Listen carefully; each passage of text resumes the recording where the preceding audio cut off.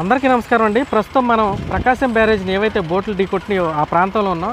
ఇక్కడ rescue operation, ఆ బోట్లు తొలగించేటటువంటి ఆపరేషన్ ఏదైతే ఉందో ఇది 6వ రోజుకైతే చేరుకుంది. ప్రస్తుతానికి ఒక 3 విధానాలని plan A, plan B, plan సిని అమలుపరిచినప్పటికీ ఆ విధానాలు విఫలం అవడంతో ప్లాన్ డీని అయితే అమలుపరిచారు. మొదటి విధానంలో క్రేన్లు తీసుకొచ్చి ఈ బోట్లని పైకి లేపుదామని చూసినప్పటికీ క్రేన్ల కంటే ఈ బోట్ల వెయిట్ ఎక్కువ ఉండటం వల్ల ఆ విధానం ఫెయిల్ అయింది. రెండో విధానంలో వైజాగ్ నుంచి సీ లైన్ స్కూబా డైవింగ్ టీమ్ని తీసుకొచ్చి బోటుని అండర్ వాటర్లోకి వెళ్ళి ముక్కలుగా కట్ చేసి ఆ ముక్కల్ని బయటికి తీద్దామని అనుకున్న తరుణంలో ప్రకాశం బ్యారేజ్ దగ్గర కింద వైపు నుంచి అలానే పైనుంచి ఫ్లోటింగ్ ఎక్కువగా ఉండటంలో ఆ విధానం కూడా ఫెయిల్ అయింది. ఇక మూడవదిగా బోట్లని క్రేన్కి కట్టేసి బయటికి లాగుదామని అలానే ఎయిర్ బెలూన్స్ తోటి బయటికి లేపుదామని చూస్తేనే ఆ విధానం కూడా ఫెయిల్ అయినటువంటి తరుణంలో మరి కాకినాడ నుంచి అలానే వైజాగ్ నుంచి వచ్చినటువంటి అబ్బుల టీం వాళ్ళు మరొక 4వ విధానాన్ని అయితే ఈరోజు అమలుపరుస్తున్నారు. ప్రస్తుతానికి ప్రకాశం బ్యారేజ్ దగ్గర మునిగిపోయినటువంటి బోట్లు ఏవైతే ఉన్నాయో వాటిని అయితే యథాస్థానంలో నిలిపారు. మునిగిపోయినప్పటికీ ఇక్కడ కనిపిస్తున్నటువంటి బోట్ ఏదైతే ఉందో ఆ పొజిషన్లోకి అయితే బోటుని దాదాపుగా బ్యారేజ్ నుంచి 30 అడుగుల ముందుకు తీసుకొచ్చామని అయితే వారు చెప్తున్నారు.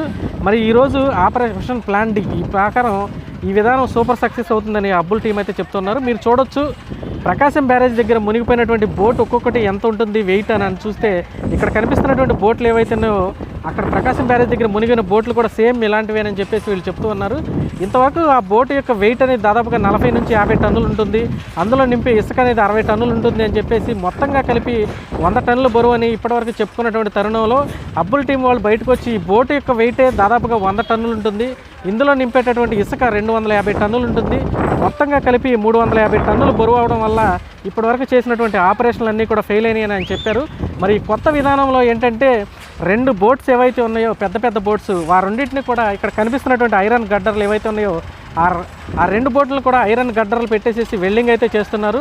ఈ ఐరన్ గడ్డలతో వెల్డింగ్ చేసినటువంటి బోట్లు ఏవైతే ఉన్నాయో ఈ రెండింటిని కూడా సమాంతరంగా ప్రకాశం బ్యారేజ్ దగ్గరికి తీసుకెళ్ళి ఆ బ్యారేజ్ దగ్గర వీటిని నిలిపి ఇక్కడ ఇసుకను లోడ్ చేసే స్టాక్ పాయింట్ ఏదైతే ఉందో ఈ బోట్లలో అందులో అయితే నీటితో పూర్తిగా నింపినట్లయితే ఈ బోటు ఇప్పుడు వాటర్ పైకి తేలి కనిపిస్తుంది. ఇది అంచుల వరకు కూడా నీటిలో నిండిపోయినటువంటి తరుణంలో అక్కడ మునిగిపోయిన బోటు దగ్గర తీసుకెళ్ళి ఈ ఇనపగడ్డల్లో కనిపిస్తున్నటువంటి ఈ హోల్స్ ఏవైతే ఉన్నాయో వాటికి ఆ లోపల మునిగిపోయినటువంటి బోట్ని అయితే గొలుసులతో బంధిస్తాము. తర్వాత ఈ బోట్లో ఈ స్టాక్ పాయింట్లో నింపినటువంటి వాటర్ ఏదైతే ఉందో దాన్ని ఇంజన్ల ద్వారా తొలగించినట్లయితే ఈ బోట్లు క్రమంగా పైకి తేలుతాయి. వీటితో పాటే అక్కడ మునిగినటువంటి బోట్ కూడా ఆల్రెడీ బయటకు వచ్చేసిందని చెప్పేసి ప్లాన్ డీని మేము అమలు చేస్తున్నాం. రేపొద్దున పూట 11 గంటలకల్లా ఖచ్చితంగా ఒక బోట్ని అయితే ఈ ప్రాంతం నుంచి దూరంగా తీసుకెళ్తామని అయితే వాళ్ళు చెప్తూ ఉన్నారు. ఈ పద్ధతిలోనే అక్కడ మునిగిపోయినటువంటి 3 బోట్లు ఏవైతే ఉన్నాయో వాటిని ఖచ్చితంగా బయటికి తీస్తామని చెప్పేసి వాళ్ళు తెలియజేస్తున్నటువంటి పరిస్థితి. ప్రస్తుతానికి అబ్బుల్ టీం వాళ్ళు అక్కడ మునిగిపోయినటువంటి బోట్లు ఒకదాని మీద ఒకటి పడి ఉండటం వల్ల ఇప్పటివరకు ఈ ప్రక్రియ అనేది చాలా ఆలస్యమైందని చెప్పినటువంటి తరుణంలో ఒక బోట్ని అయితే మేము అక్కడ నుంచి దాదాపుగా 10 మీటర్ల ముందుకు జరిపండి అంటే దాదాపుగా బ్యారేజ్ నుంచి 30 అడుగుల ముందుకైతే ఆ బోట్ జరిగిందని చెప్పేసి వాళ్ళు తెలియజేస్తున్నటువంటి పరిస్థితి. ఇప్పటికే ఈ బోట్లకు సంబంధించి ఐరన్ గడ్డర్లు బిగిస్తున్నటువంటి తరుణంలో scuba under water scuba diving team ఎవరైతే ఉన్నారో వారు మునిగిపోయినటువంటి బోట్ల అంతర్భాగంలో ఆల్రెడీ ఇప్పుడు కప్లింగ్స్ ఏవైతే ఉంటాయో వాటికి వెల్డింగ్ అయితే ప్రక్రియను ఆల్రెడీ అక్కడ స్టార్ట్ చేశారు.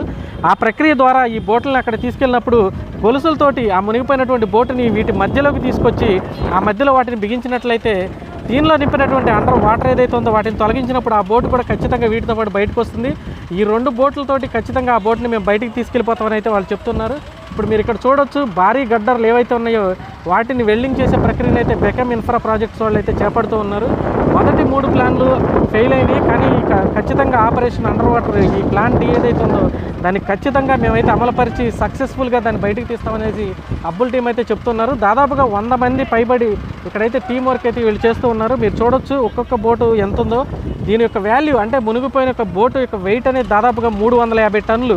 అంటే ఇసుక ఉన్నా అందులో వాటర్ ఉన్నా కూడా 350 టన్నుల వరకు బరువు ఉంటుందని అబ్బుల్ గారు అయితే చెప్తున్నటువంటి పరిస్థితి తరుణంలో ఇప్పటివరకు అమలు చేసినటువంటి ఆపరేషన్స్ అన్ని ఫెయిల్ అయినాయని వాళ్ళు చెప్పినటువంటి పరిస్థితి చూడొచ్చు. నదీ గర్భంలో మునిగిపోయినటువంటి ఈ బోట్స్ ఏవైతే ఉన్నాయో వాటిని బయటికి తీసుకురావడానికి ఇబ్రహీంపట్నం ఫెర్రీ అలానే గొల్లపూడి నుంచి దాదాపుగా 8 అయితే ఇసుక డ్రెడ్జింగ్ బోట్లు మరపడవలు ఏవైతే ఉన్నాయో వాటిని తీసుకొచ్చారు.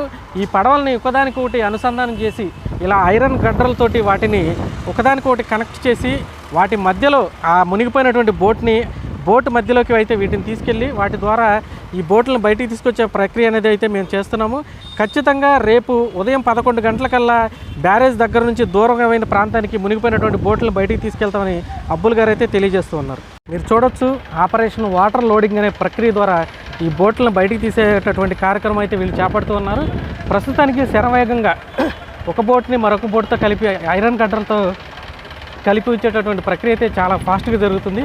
బెకమ్ ఇన్ఫ్రా ప్రాజెక్ట్స్ సంబంధించినటువంటి నిష్ణాతులైనటువంటి వెల్డర్లు ఒక బోట్ని మరొక బోట్తో అనుసంధానం చేస్తూ వెల్డింగ్ అయితే చేస్తూ ఉన్నారు.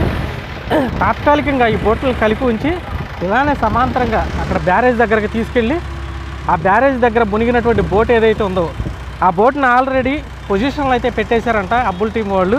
ఈ బోట్ల మధ్యలోకి ఆ బోట్ రావడంతో వీటి నిండా వాటర్ నింపి వీటిని కూడా నదీ గర్భంలోకి మునిగిపోయే విధంగా అంచుల దాకా మునిగిపోయే విధంగా చేసిన తర్వాత ఇందులో ఉన్నటువంటి వాటర్ని ఇంజన్ల ద్వారా బయటికి తోడేస్తుంటే ఈ బోట్లు మరలా పైకి లేసేటప్పుడు అందులో ఉన్నటువంటి బోట్ను కూడా అవి పైకి లేపుకొచ్చే పరిస్థితి ఉంటుందని చెప్పేసి వాళ్ళు తెలియజేస్తున్నటువంటి పరిస్థితి.